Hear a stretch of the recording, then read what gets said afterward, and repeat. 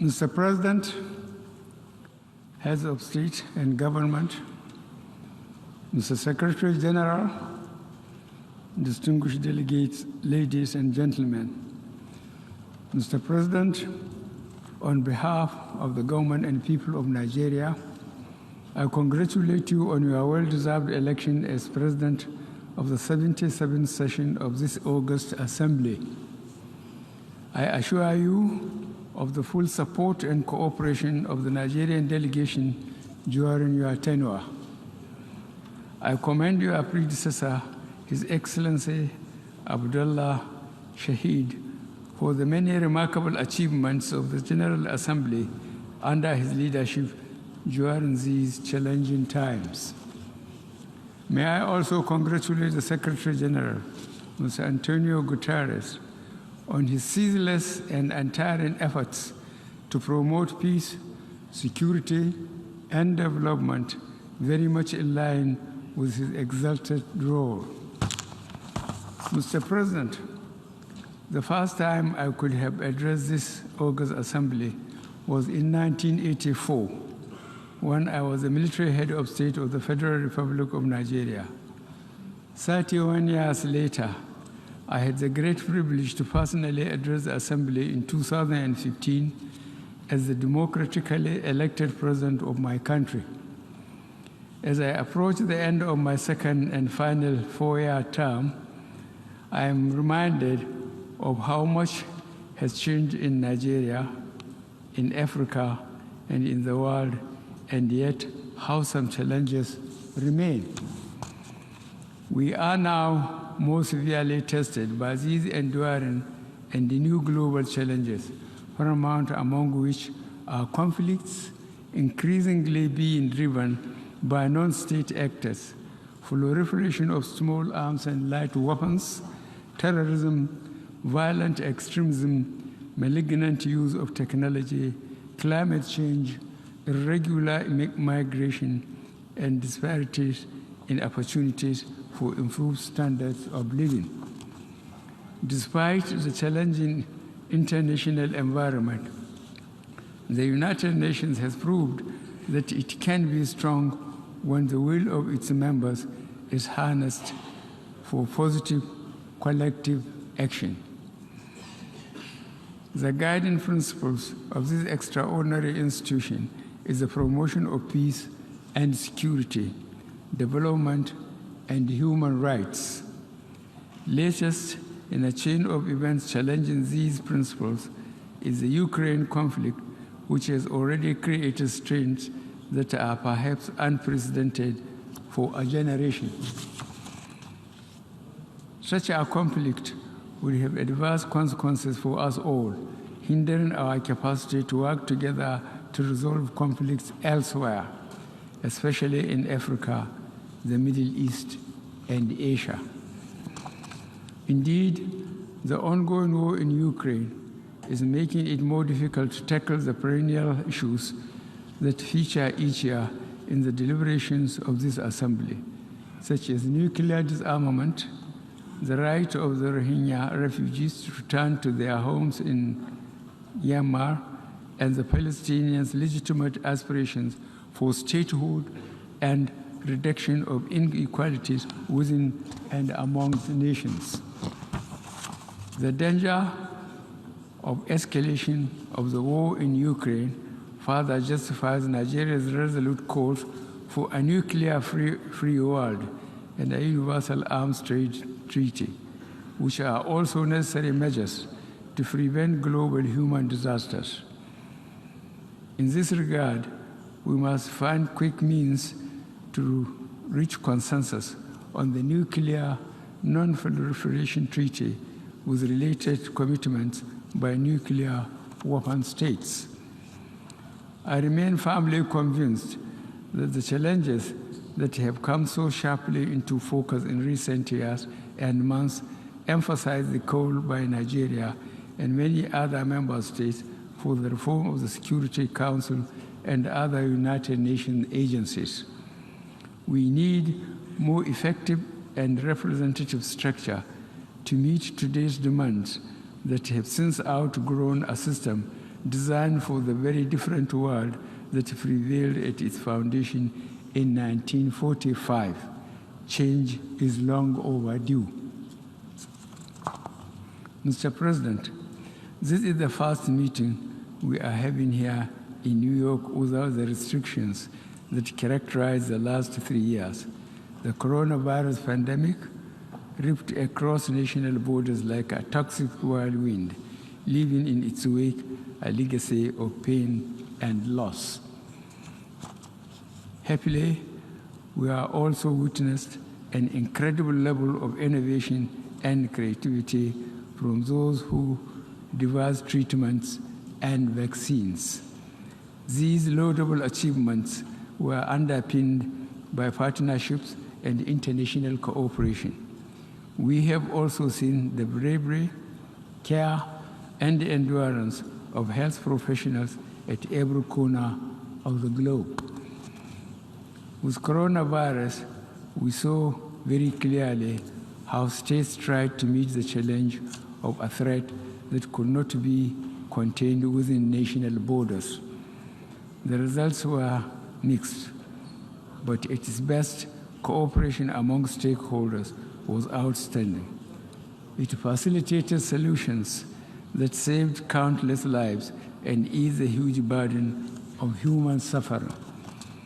That same theme of unilateralism and the promotion of national interests competing with the common cause in the face of an existential threat has been our recurring experience in recent times. In every address I have delivered to this August Assembly, I have dwelt on the issue of climate change, especially as it fuels conflicts and complicates food security. Climate change reduces opportunity and prosperity, which in Africa, Latin America, and some parts of Asia also contribute to transitional organized crimes. As part of Nigeria's effort at achieving our global net zero aspiration, the current administration last year adopted a national climate change strategy that aims to deliver climate change mitigation in a sustainable manner. The measures we took at the national level also require climate justice. Africa and other developing nations produce only a small proportion of greenhouse gas emissions compared to industrialized economies. Yet, we are the hardest hit by the consequences of climate change, as we see in the sustained droughts in Somalia and floods of unprecedented severity in Pakistan. These and other climate-related occurrences are now suddenly becoming widely commonplace in the developing world. We are, in effect, literally paying the price for policies that others pursue. This needs to change. At the COP26 in Glasgow last year, I did say that Nigeria was not asking for permission to make the same mistakes that others have made in creating the climate emergency. Fortunately, we now know what we can do to mitigate the effects of the climate crisis and the related energy challenge.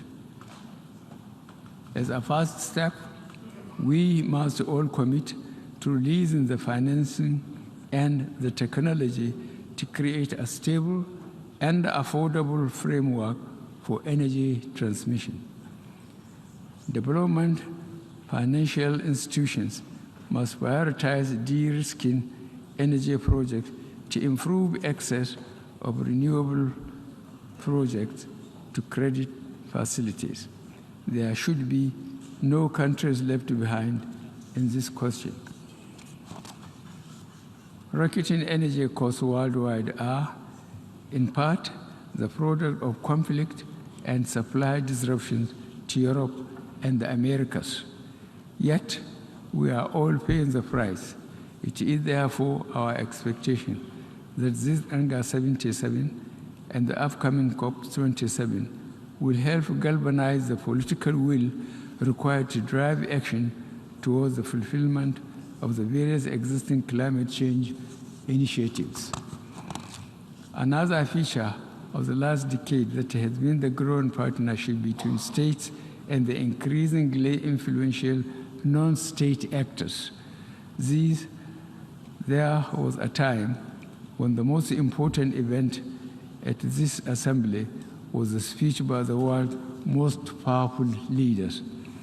Now, a tweet or Instagram post by an influencer on social or environmental issues may have greater impact. Technology offers us greatly limitless opportunities and sometimes runs ahead of the imagination of regulators and legislators. At its best, social media helps strengthen the foundation of our society and our common values. At its lowest, it is a corrosive digital version of the mob, bristling with intolerance and division.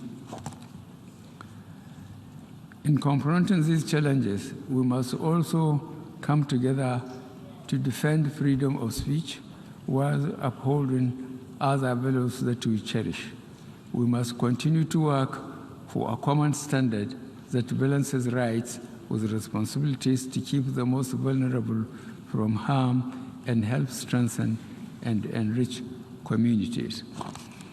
Efforts to protect communities from the scourge of disinformation and misinformation must also be matched with efforts to reduce inequalities and restore hope to our poorer and most vulnerable of our communities as a means to stem the many socio-economic conflict drivers with which we are faced.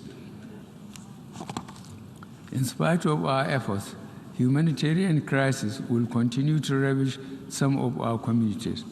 Nigeria, therefore, implores our global partners to do more to complement our endeavors.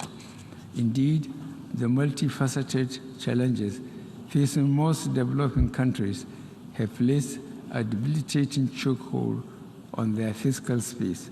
This equally calls for the need to address the burden of unsustainable external debt by a global commitment to the expansion and extension of the debt service suspension initiative to countries facing fiscal and liquidity challenges, as well as outright cancellation for countries facing the most severe challenges. Mr. President, Your Excellencies, distinguished delegates, democracy is an idea that crosses time and borders. Certainly, democracy does not have its limitations. The wheels of democracy turn slowly. It can demand compromises that dilute decisions. Sometimes it bends too much to special interests that exercise influence, not always for the general good, in a manner disproportionate to their numbers.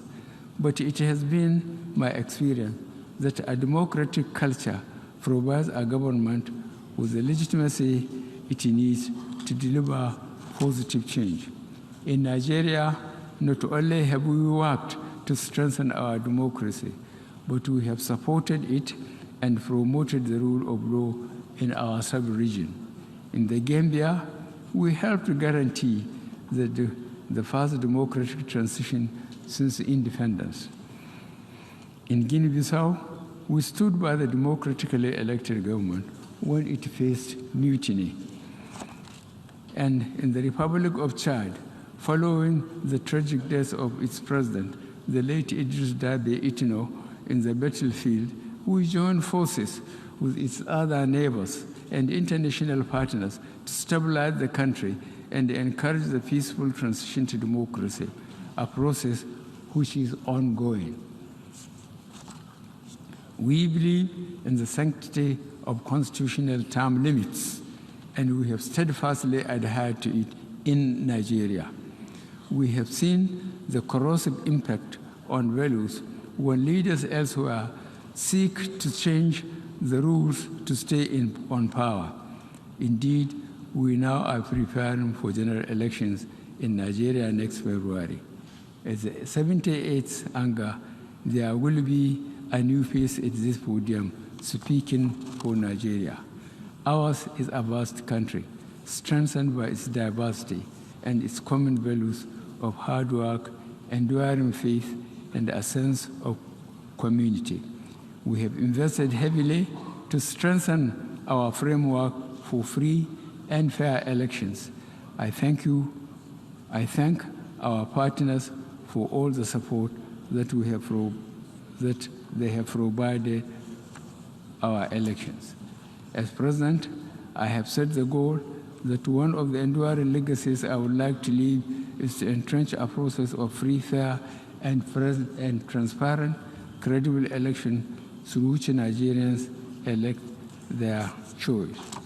Mr. President, the multiple challenges that face us are truly interconnected and urgent, and your choice of this season's theme, a watershed moment, transformative solution to interlocking challenges, is apt, in keeping with our obligation as member states of this noble organization.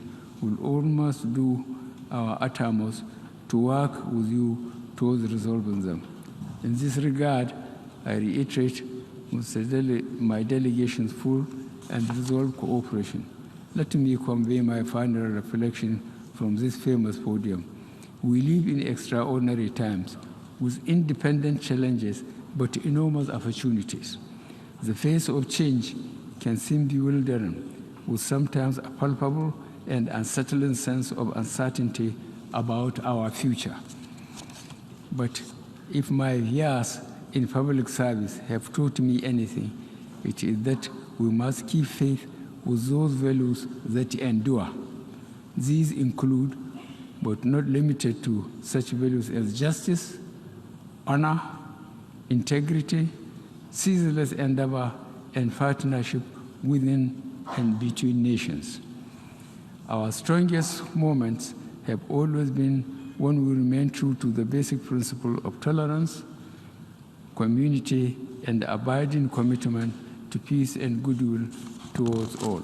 I thank you all.